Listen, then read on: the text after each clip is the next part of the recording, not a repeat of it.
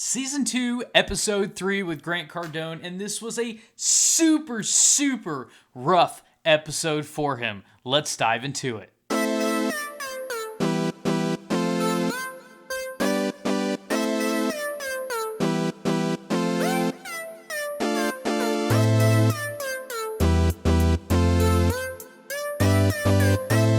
And for me, for the very first time, my name is Dauria. I'm a real estate investor as well, just like Grant Cardone. However, my net worth is slightly less. And this episode starts on day 17, and it shows him in his brand new rental property with a net worth of just over $10,000. He feels that he should be killing it by now, making a ton of progress, and he's not quite there. Matter of fact, he's really far back, and he really feels like he should be much further ahead than he actually is. However, he does have enough to cover him in the future because he made that deal with Matt, the business owner of the gym and the mattress dealership, for that $10,000 up front for work that he's going to do later. So basically, he doesn't have to hustle. He can really focus on building his $1 million business. Because if he's $1 shy of his $1 million valuation at the end of the 90 days, he pays $1 million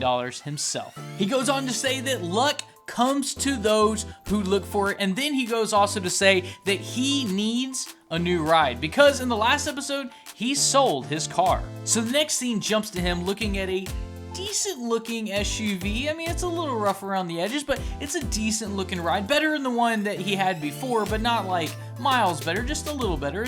The guy's asking $5,000 for this SUV. It's got, I think it was 140,000 miles. It's like green. I'm colorblind, but you know, it's a decent looking, it should get him around town just fine kind of thing. So Grant comes at him and goes, all right, dude, I'll give you $3,800. And the guy's like, no, I can't really do $3,800, but I will come down to 43. So that's a pretty steep drop from 5,000 to 4,300. But then Grant goes, all right, dude, I'll do 4,050. I'm not really sure where he got that 50 for. I probably would have said 4, but he comes in with 4,050, and the guy's like, no. However, this is what I'll do for you.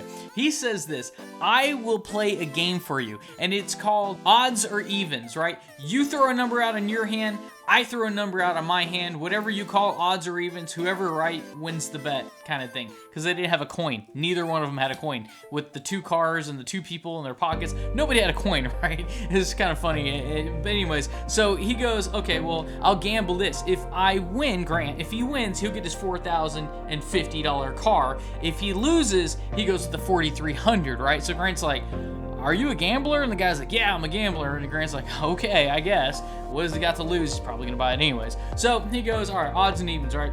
He plays the game and Grant loses, right? So he's like, all right, I'll pay my $4,300. So he pays the $4,300, and now he secured himself a new ride. His net worth now is $5,057.82. And I have no idea how I memorized that. Day number 18 changes everything. He wakes up, he's feeling super sick. He couldn't sleep.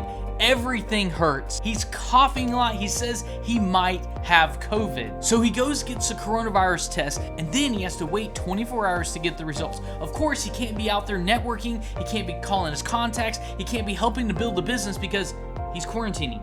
Even if he is negative, he still has to quarantine for the 24 hours. So he's on the phone, he's doing what he can, but if you can't get out of the house, it's kind of hard to build a business from sitting on your couch, quite literally. So day 19 rolls around and his phone rings. He answers it, it's his coronavirus test, and the test comes back positive. And this is a massive setback for Grant. At this point, he is having to isolate himself for 10 to 14 days of his 90-day challenge in this little house. And on top of that, any momentum he has built back in with Matt, because he already had to stop, fly back home because of coronavirus, come back, start the 90 days over. Now he's got coronavirus. So Matt, the guy that gave him the $10,000 check up front, now he has to call Matt and be like, hey dude, can't come into work. Thanks for the 10 grand. I'm sick. and he's hoping that all goes well after this conversation, and Grant does not want to make this phone call. He's on the couch and he's cussing. He threw his phone. He's like, I don't want to call him. I don't want to say this. Like, you know what? You know one of those phone calls that you have to make, but you really don't want to make it. This is that phone call. So at this point, he has to call Matt. He tells him what's going on, and then he has to tell him, I've got coronavirus and you also need to get tested. Then he called Ryan's, the RV dealer that he, got to stay in the RV for the first day, because he was around him too. He had to tell him, I got coronavirus, you got to get tested. And then he also had to call the landlord that he just got the house from and had said, hey, I just got tested for coronavirus, now you have to get tested. And then he takes the camera crew, obviously because he has coronavirus and everybody doesn't, at least as far as we know, or at least not sick, and had to send them all home, right? Or at least, back to their hotel. And basically he set up in this little house, the little rent house, a bunch of cameras in this angle and this angle and that angle, basically like doing the camera crew's job now, because the camera crews can't even be around to do their job because coronavirus basically kind of, I don't know, threw a wrench in this whole mix. But towards the end of this episode, he says something that was really sobering, I think, more to him and more of a realization of what people are actually going through, and he's actually feeling what the everyday American and small business owner of 2020, of 2021 during the coronavirus epidemic is actually going through. Not just, oh, I hear what you're going through, I'm sorry for this. He's experiencing it firsthand. He calls his wife and he's telling her, basically, I'm quarantined. I don't know how I'm going to do this. The 90-day challenge. I understand now where small business owners are coming from. Like, their day-to-day struggles. Like, I'm feeling it. And it hurts. It physically hurts. Like, he's like, I hope that Matt still wants to work with me and I don't have to give that money back. Because if I do, I'm pretty much going to be homeless with coronavirus and no money and no job. Like, there's other people, a lot of people, actually millions of people living that day-to-day experience right now. And he basically goes into this basically just spilling, his emotions out, because the camera crew's not there. He's walking around with a cell phone, right?